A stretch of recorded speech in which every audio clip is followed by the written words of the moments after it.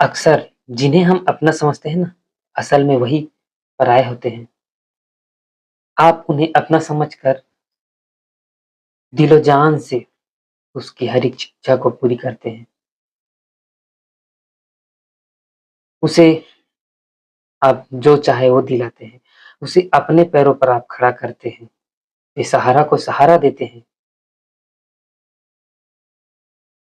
लेकिन जब आपको किसी चीज़ की ज़रूरत हो ना, तो वो कहेंगे कि आपको चिंता करने की कोई ज़रूरत नहीं है।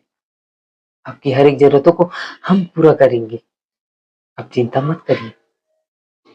लेकिन जब आप उनसे संपर्क करेंगे, मिलेंगे या आपको ज़रूरत होगा तो आएँगे ज़रूर, लेकिन आपको पलट कर भी नहीं देखेंगे कि आपकी स्थिति कैसी है, आपको किस चीज़ की ज़रूरत है।